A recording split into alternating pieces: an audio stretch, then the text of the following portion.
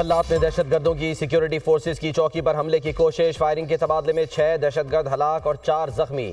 حملہ 15 اور 16 نومبر کی رات کو کیا گیا۔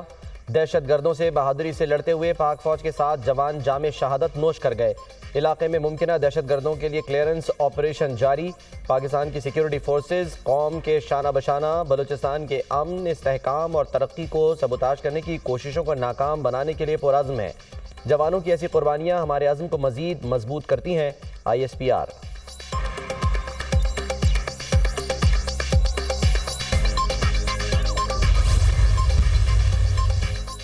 وزیر اعظم کی خلات میں دہشت گردوں کے حملے کی شدید الفاظ میں مذمت، شہداء کے بلندی درجات اور اہل خانہ کے لیے صبر کی دعا۔ وزیر اعظم کی زخمیوں کو بہترین طبی سہولیات فراہم کرنے کی ہدایت۔ دہشت گردوں کا بزدلانہ حملہ قابل مذمت ہے۔ بلوچستان میں انتشار اور بدامنی پھیلانے والے عناصر صوبے کے لوگوں اور ترقی کے دشمن ہیں۔ ایسے مذموم ہتھ کنڈے حکومت کے بلوچستان کی ترقی اور خوشحالی کے عزم کو متزلزل نہیں کر سکتے۔ پاکستان کے دشمنوں کے ناپاک عزائم خاک میں ملا کر رہیں گے۔ دہشت گردوں کے بزدلانہ حملے بہادر پاکستانی قوم کے حوصلے پست نہیں کر سکتے۔ دہشت گردی کی افریط کے ملک سے مکمل خاتمے تک جنگ جاری رکھیں گے، وزیر اعظم شہباز شریف۔ سانحہ 9 مئی حکومت نے اہم تنصیبات پر حملوں کے شواہد پیش کر دیے۔ حملوں کی CCTV فوٹیجز اور تصاویر جاری کر دیں۔ عطا تارڑ کا 9 مئی کے مقدمات پر جلد فیصلے کرنے کا مطالبہ۔ چیخ چیخ کر کہتے تھے CCTV فوٹیجز لاؤ، ہم CCTV فوٹیج سامنے لے آئے ہیں، اب یہ قوم سے معافی مانگے۔ 9 مئی حملوں کے حوالے سے ایسے شواہد ہیں جن کو رد نہیں کیا جا سکتا۔ بانی PTI قوم سے معافی مانگے اور کیسز کا سامنا کریں۔ یہ ملک دشمن ہیں اور آج بھی اسی مائنڈ سیٹ پر ہیں۔ 9 مئی کو انہوں نے وہ کام کیا جو دشمن ملک 77 سال میں نہ کر سکا۔ ایک جماعت نے منظم سازش کے ذریعے 9 مئی کے حملے کیے۔ 9 مئی کے حملوں میں PTI کے رہنما پیش تھے۔ کیا شہریار آفریدی اور عثمان ڈار ان کی جماعت کے ارکان میں شامل نہیں؟ انہوں نے تنصیبات کو نشانہ بنا کر سیاسی بیانیہ بنانے کی کوشش کی۔ 9 مئی کو فوجی تنصیبات پر حملے اور شہداء کی یادگاروں کی توہین کی گئی۔ وزیر اطلاعات عطا تارڑ کی نیوز کانفرنس۔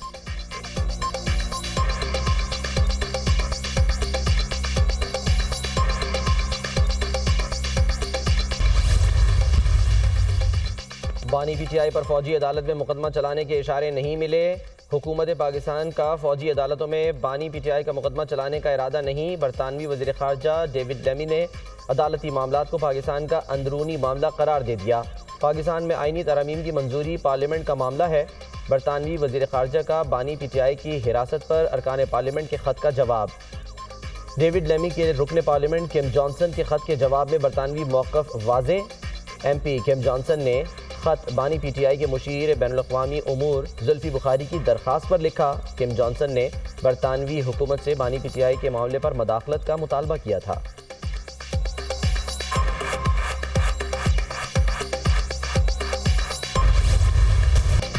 تحریک انصاف کے امریکی حمایتیوں کا ایک اور یو ٹرن۔ امریکی مداخلت نامنظور سے امریکی عدم مداخلت نامنظور تک کا سفر۔ 46 ممبران کانگریس نے صدر بائیڈن کو ایک اور خط لکھ دیا۔ PTI نے قومی مفاد کے بجائے سیاسی مفاد کو ایک بار پھر فوقیت دی۔ تحریک انصاف کے اصل حمایتی کون؟ خط در خط نے سوالات اٹھا دیے۔ خط میں کشمیر کا ذکر، نہ ہی پاکستان کے خلاف دہشت گردی کا تذکرہ۔ خط میں پاکستان کی معاشی مدد کی بھی کوئی درخواست نہیں کی گئی۔ اثر و رسوخ کا استعمال صرف تحریک انصاف کے حق میں کیوں؟ خط میں پاکستان کے اندرونی معاملات میں مداخلت کی باضابطہ درخواست۔ مداخلت کی درخواست کر کے تحریک انصاف نے اپنے ہی بیانیے کو زمیں بوس کر دیا۔ غلامی نامنظور کا علم بلند کرنے والوں نے آزادی نامنظور کا نعرہ لگا دیا۔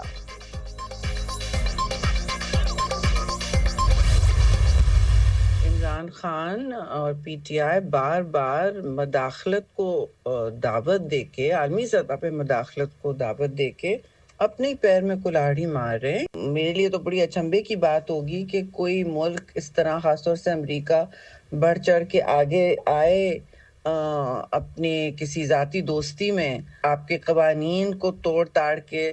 میں آپ سے یہ پوچھنا چاہتا ہوں کہ میرا دوست کدھر ہے؟ اگر یہ اس طرح کی بات کرے، میں نہیں سمجھتی کہ وہ کریں گے۔ اگر کریں گے تو میں نے پھر کہا I'll be very surprised۔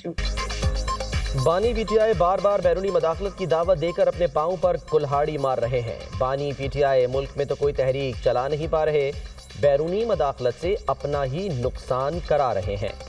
Peoples party رہنما سینیٹر شہری رحمان کی پروگرام ٹونائٹ وتھ سمر عباس میں گفتگو۔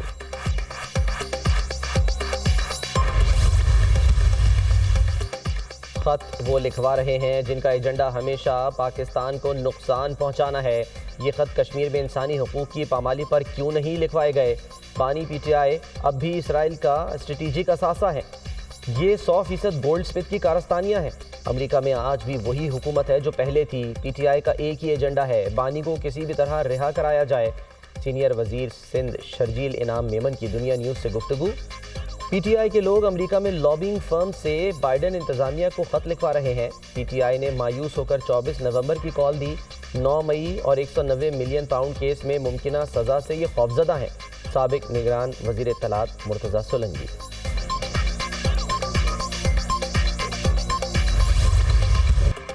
زہریلے دھوئیں کا عذاب، پنجاب میں فضا انتہائی خراب، زہریلی ہوا میں سانس لینا بھی محال۔ لاہور کا فضائی آلودگی میں دنیا بھر میں پہلا نمبر، شہر کا AQI 596 ریکارڈ، ملتان 437، بہاولپور کا AQI 344 تک پہنچ گیا، فیصل آباد اور پشاور کا 196، راولپنڈی کا ایئر کوالٹی انڈیکس 172 ریکارڈ۔ اسلام آباد اور پشاور میں بارش کے بعد اسموگ میں واضح کمی، لاہور سمیت دیگر شہروں میں بھی بادل برسنے کا امکان۔ بھارتی دارالحکومت نئی دلی 437 AQI کے ساتھ دنیا میں دوسرے نمبر پر۔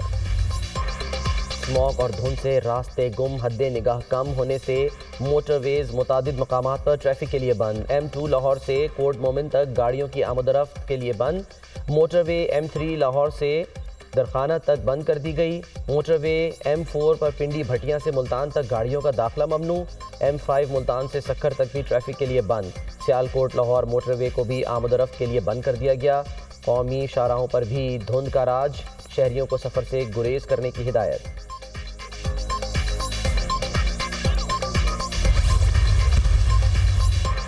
اسموگ پر کنٹرول کمیشن لاہور میں انٹری پوائنٹس پر گاڑیوں کی جانچ پڑتال کا عمل جاری۔ لاہور میں دھواں پھیلانے والی بڑی گاڑیوں، ٹرکس کا داخلہ بند۔ مشترکہ آپریشن ٹیم نے 25 ٹرک بند کر دیے۔ 370 گاڑیوں کو لاہور میں داخل ہونے سے بھی روک دیا گیا۔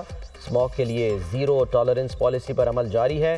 مشکل حالات کی وجہ سے مشکل فیصلے کر رہے ہیں۔ اسموگ سے نجات کا سفر مشکل ضرور ہے لیکن ناممکن نہیں، سینئر صوبائی وزیر مریم اورنگزیب کا بیان۔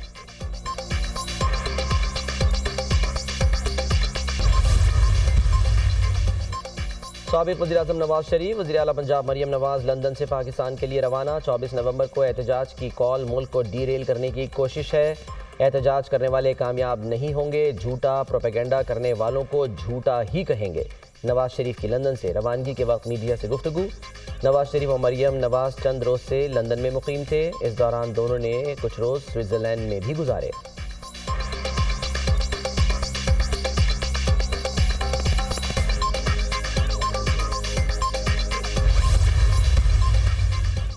GHQ گیٹ حملہ کیس، شاہ محمود قریشی پر 25 نومبر کو فرد جرم عائد کی جائے گی۔ رہنما PTI میں چالان کی نقول تقسیم۔